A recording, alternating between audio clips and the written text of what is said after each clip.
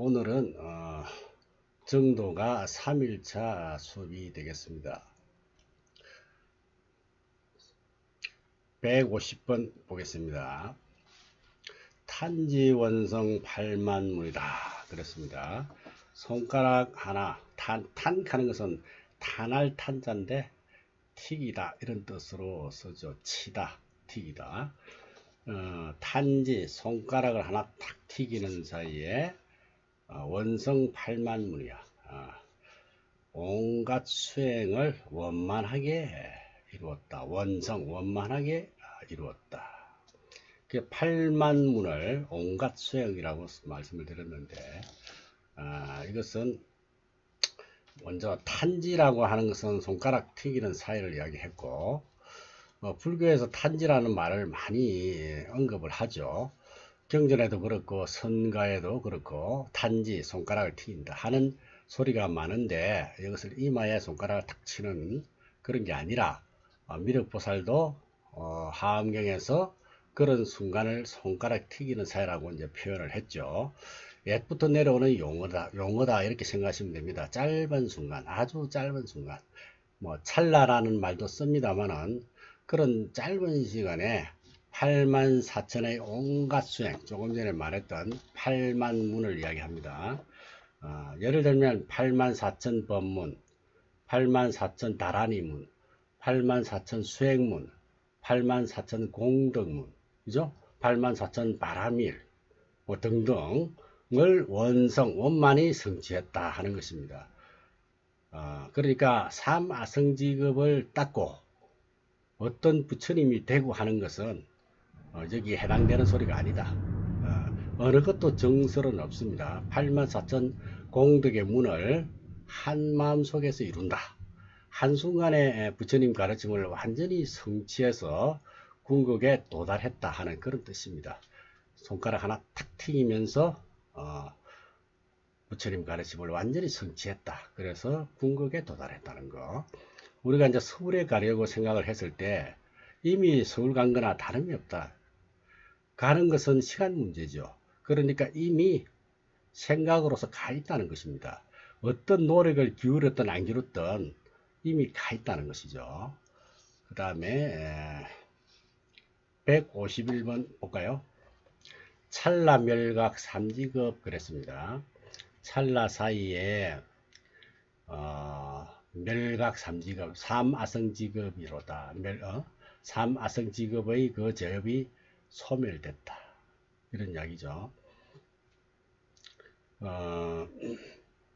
150번 설명을 들었습니다만은 그 원만하게 이루었기 때문에 찰나 사이에 삼아성지급의 제업을 소멸했다는 것입니다. 삼아성지급이라는 어떤 시간을 전부 소멸했다. 없앤다 이 말입니다. 왜 삼지급이라는 말을 하는 거 하니 삼아성지급 동안에 우리가 지은 모든 업을 소멸해야 비로소 부처의 지위에 이른다 그런 이야기죠. 8만문이나 앞에서 말했던 8만문이나 지금 이 삼지급이나 내용은 같은 내용입니다. 그래서 8만문은 8만 4천 공덕의 문을 이룬다는 것이고 부처님의 덕을 소위 8만 4천 공덕문을 갖췄다 그러죠. 또 그동안 8만 4천 공덕의 문을 갖추려면 삼아성지급이라고 하는 세월이 걸린다. 그래서 삼아성지급이라는 말을 하고 있는 것입니다. 그것도 찰나 사이에, 찰나는 보통 불교에서 120분의 1초 이렇게 말하기도 하고 확실하지는 않습니다. 그냥 가장 짧은 시간에 다니다 이렇게 이해하면 될 것 같습니다.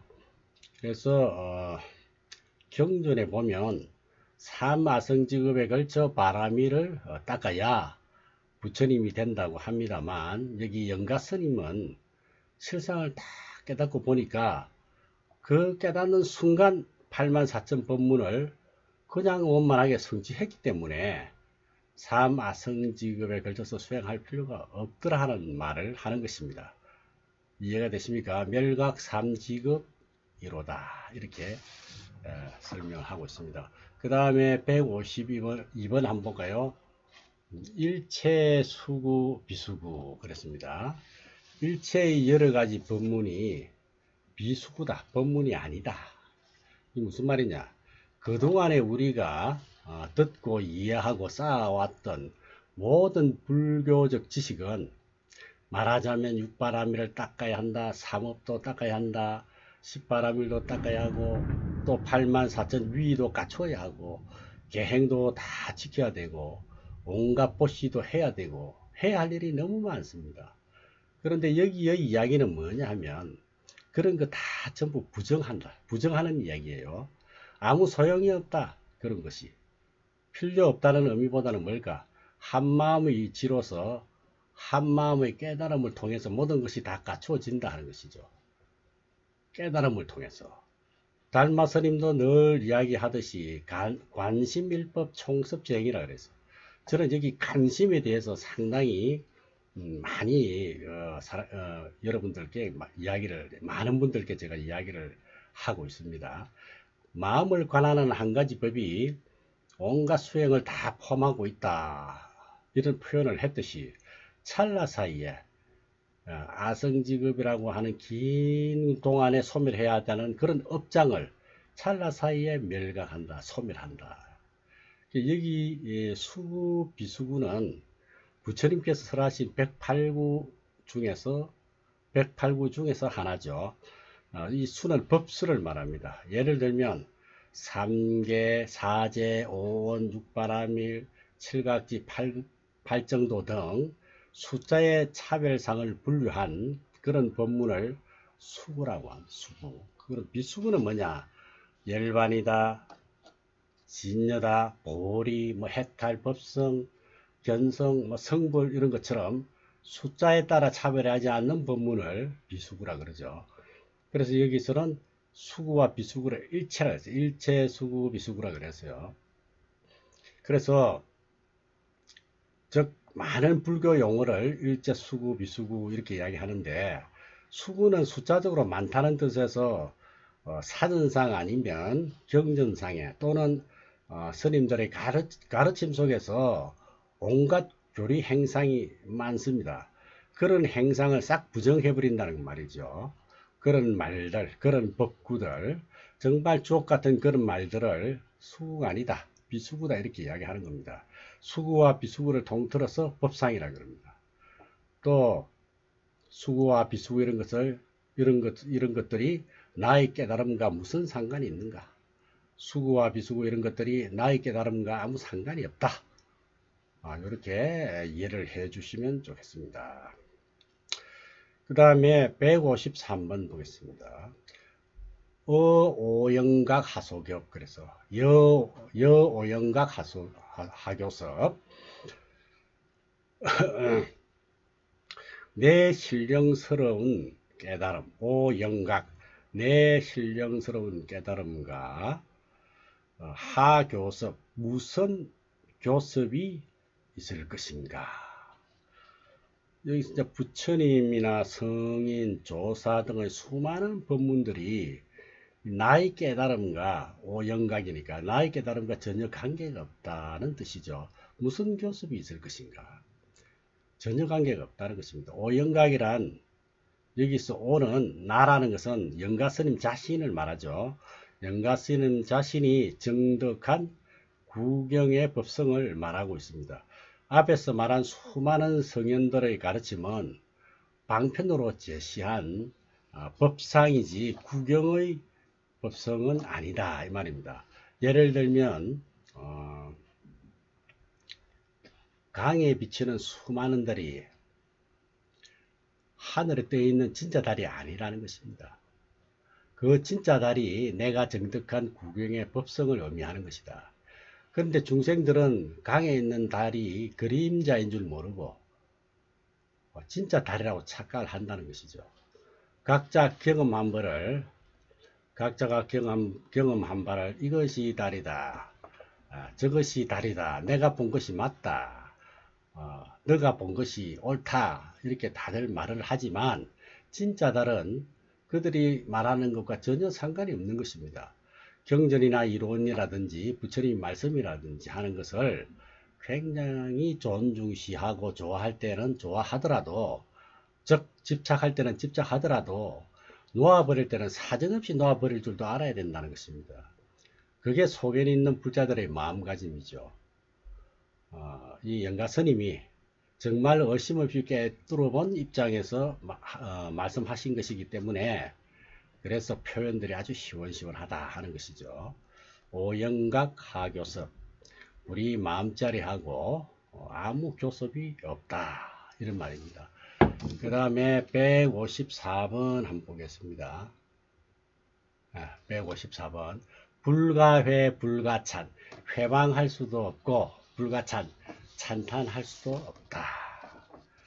부처님의 말씀, 또 일체경전의 말씀, 그게 일체수구죠.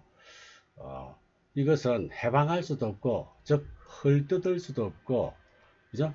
또 그렇다고 칭찬할 수도 없어. 그런 말인데, 내용은 본래의 마음자리는 손에 잡히는 물건처럼 존재하는 것이다 라면 찬탄할 수도 있고 헐뜯을 수도 있다는 것입니다. 그리고 깨달음의 자리를 두고 칭찬하면 기뻐하고 헐뜯으면 화를 낼 것이죠. 그렇게 비방과 칭찬을 동요한다면 그 사람은 깨달음의 경지 이런 것이 아니라 본래 마음자리를 회복한 것도 아니다. 왜? 155번 보면 체약허공물애안이라 그랬어. 심체는 허공과 같아서 물애안 가장자리가 없다. 가장자리가 없다. 애안이라는 것은 각 언덕을 말하죠. 그래서 우리들의 마음은 저 허공과 같아서 어떤 한계가 없다. 가장자리가 없다. 그리고 호수나 강을 말할 때 그 호수가 끝나는 그 언덕을 애안이라 그러죠. 물가라는 뜻인데, 그러나 허공에는 그런 게 없잖아요. 우리 마음도 허공과 같이 그러하다 하는 것입니다. 그러면 뭐가 그와 같으냐? 체가 그렇다. 우리의 신체가, 우리의 마음, 심체, 심체가 그렇다는 거죠. 우리의 생각의 체가, 우리의 마음의 체가, 그 일심의 체가, 그렇게 허공과 같아가지고 어떤 한계가 없다. 경계선이 없다. 또는 경계가 없다. 이 말입니다. 그러니 그와 같은 것을 우리가 조금이라도 짐작을 한다고 하면 뭐 구질구질하게 경전에다가 이런 소리 해놓고 저런 소리 해놓고 꼭 이건 이렇게 이해해야 되고 저건 저렇게 이해해야 되고 육식이 어떻고 칠식이 어떻고 말이죠. 이렇게 골치 아픈 이야기들 많잖아요. 그죠? 불교에. 또 부처님 명호도 많아요. 그죠? 우리 또 좋다고 하는 보살들 명호도 많아. 기도 종류는 얼마나 또 많습니까? 그런 것들을 어떤 입장에서 보면 너무 헐뜯고 해방할 수도 없다 이 말이에요. 불가회다. 또 칭찬한다고 그게 또 떨어져 있을 줄도 아니야. 그죠? 왜냐? 칭찬하고 그러면 또 이 마음을 등지게 되는 것이다. 그래서 불가회다. 불가회, 불가찬이다. 우리의 심편은 허공과 같아서 여기 약자는 같을 약자죠. 허공과 같아서 애안이 없더라. 한계가 없더라. 경계가 없더라. 선이 없더라. 우리 본래의 마음도 그렇죠. 우리 본래의 마음자리도 깨달음의 자리인 우리 마음의 본체는 그럼 어디에 있는가? 체약 155번 체약 허공 물애안 그랬습니다. 156번요. 분리당처 상담년 그랬죠. 분리당처 상담년. 당처를 분리 떠나지 않고 있으면서 상담년 항상 맑고 깨끗하다. 맑고 깨끗하다. 우리 본래 마음자리는 허공과 같아서 앞에서 체약 허공이라 그랬죠. 우리 본래 마음자리는 허공과 같아서 경계가 없는 그런 우리의 한 마음자리는 도대체 어디 있느냐? 멀리 있는 게 아니다. 한순간도 그걸 놓고 산 적이 없어. 그러면 어디에 있느냐? 어디에 있느냐고 할 때는 또 정말 이게 애매하고 막연합니다. 그래서 분리당처 상담론이라 그래요. 분리당처, 당처를 떠나 있지는 않아. 그러면서 항상 말쑥하다, 맑고 깨끗하다. 당처라는 것은 뭡니까? 당처, 바로 현재 이 자리를 말하는 거예요. 바로 현재 이 자리. 보고 듣고 느끼고 하는 견문작지하는 이 자리. 말하고 침묵하고 움직이고 정지한 어묵 동정 이 자리. 지금 이 순간 항상 맑고 고요하게 빛나고 있다. 이미 이 자리가 있다는 것입니다. 예를 들어서 차 안에 어두운 곳에 내가 가 있다면 그 순간 그 자리가 당처라는 것이죠. 그 자리가 꼭 법륜종 총무원 법당만 당처라고 생각한다면 내가 지금 현재 거처한 곳을 또 당처가 아닌 것으로 생각을 한다면 그건 곤란하다 이거예요. 어떤 행복도 바로 현재 이 자리를 떠나서는 다른 곳에 행복이 있지 않다는 걸, 그걸 우리가 꼭 알아야 합니다. 그 다음 157번 명적지군 불가견 그랬죠. 명적지군 불가견. 찾으면 분명히 안다. 찾으면 분명히 안다. 명착지 그랬죠. 그런데 군 불가견이야. 그대가 볼 수가 없다는 것을 분명히 안다. 그런 이야기입니다. 명적지 군 불가견이로다. 그대가 가히 볼 수 없음을 알 것이다. 명적지 불가견. 분명히 이 자리에 있는데 찾아보면은 못 본다 이 말이죠. 못 본다고 해서 없는 게 또 아니야. 분명히 있긴 있어. 이렇게까지 분명하게 가르쳐 놓은 그런 내용들이 이 정도가처럼 이렇게 흔하지가 않죠. 이 정도가는 우리가 생각할 수 없는 부분을 잘 그려내고 있습니다. 경전 같은 빙빙 돌려서 이야기하잖아요. 물론 일부러 그런 건 아니겠죠. 뭐 건기가 다양하니까 또 거기 맞춰야 되는 부분도 있고 해서 그렇게 하는데 이렇게 직설적으로 표현해 놓은 것은 어록에도 그렇게 많이 있지 않다는 것입니다. 참 뛰어난 선지고 깨달음을 너무 투철하고 거기에다가 학문이 깊어서 학문이 깊기 때문에 그 표현이 아주 정확하고 그렇습니다. 명적지 불가견, 군 불가견. 그 자리에 찾으면 못 보게 되어 있다. 어떤 학인이 찾아와서 무엇이 부처입니까 하고 물으니까 백장스님이 소를 타고 와서 소를 찾는구나 그래요. 그죠? 소를 타고 소를 찾는 사람은 끝내 소를 못 찾는다. 마음으로 마음을 찾으면 끝내 본래의 마음자리 주인공을 못 본다. 그래서 어떻습니까?